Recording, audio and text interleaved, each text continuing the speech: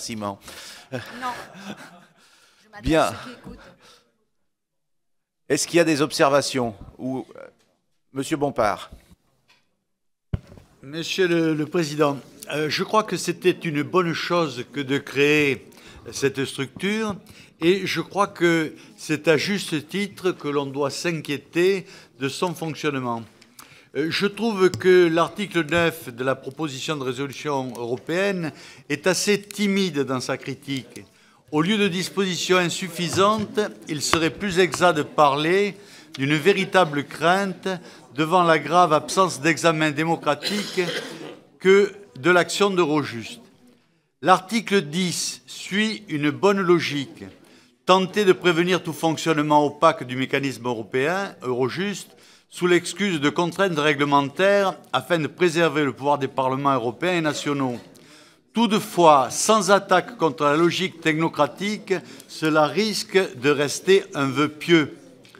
L'article 11 propose la création d'une commission mixte entre le Parlement européen et les parlements nationaux afin de maintenir l'évaluation d'Eurojust.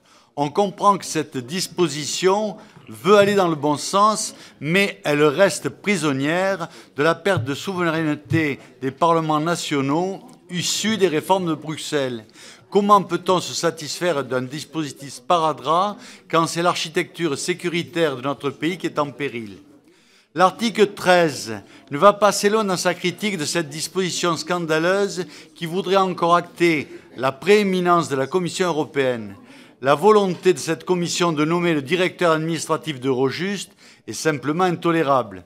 Et il faut comprendre que cette commission exaspère les Français. Les articles 14 et 15 traitent de la protection des données. Il s'agit par exemple de refuser de présumer de l'accord d'un État membre par un transfert de données à caractère personnel vers des organes de l'Union. Nous ne pouvons pas accepter ce principe s'il faut bien entendu tout mettre en œuvre pour faciliter la traque des criminels transfrontaliers. Nous ne pouvons pas abandonner ce pan important de la sécurité intérieure. Par ailleurs, il va de soi qu'il faut entendre que les parlements nationaux doivent conserver la défense de la vie privée dans le traitement des données, même s'il s'agit de criminels. La justice et la sécurité intérieure demeurant tout de même des éléments constitutifs du pouvoir régalien. Il n'y a aucune action sur l'immigration criminogène. Or, comme le montre la situation en Italie, l'immigration clandestine qui explose en Europe pose d'importants problèmes et inquiète les populations locales.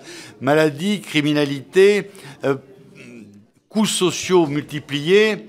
L'agence Frontex parle d'une hausse de 48% entre 2012 et 2013. C'est extrêmement inquiétant et l'Europe doit s'inquiéter de ces problèmes-là.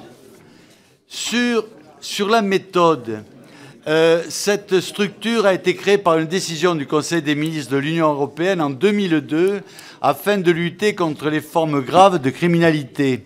Cette disposition a été transposée en droit français par l'article 17 de la loi du 9 mars 2004. Nous ne pouvons encore une fois que regretter de voir qu'aucun Parlement national n'ait jugé utile de placer les garde-fous nécessaires à la préservation de la souveraineté nationale. C'est la question de la subsidiarité qui est encore posée, comme le notait le Sénat dans son rapport du 17 avril dernier.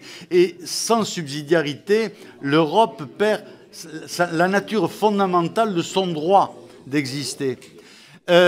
Donc, si l'on reprend l'article de la Constitution européenne ayant établi Eurojust, il y énonce qu'il doit appuyer et renforcer la coordination et la coopération entre les autorités nationales chargées des enquêtes et des poursuites relatives à la criminalité grave affectant deux ou plusieurs États membres ou exigeant une poursuite sur des bases communes, sur la base des opérations effectuées et des informations fournies par les autorités des États membres et par Europol.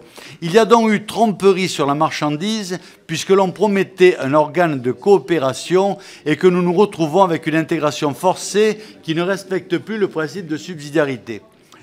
Et si j'osais, je citerai saint Thomas pour éveiller un petit peu, qui dit que l'objet naturel de toute intervention en matière sociale est d'aider les membres du corps social et non de les détruire ou de les absorber. Or, c'est un petit peu, pour ne pas dire beaucoup, ce que fait notre institution européenne. Je vous remercie.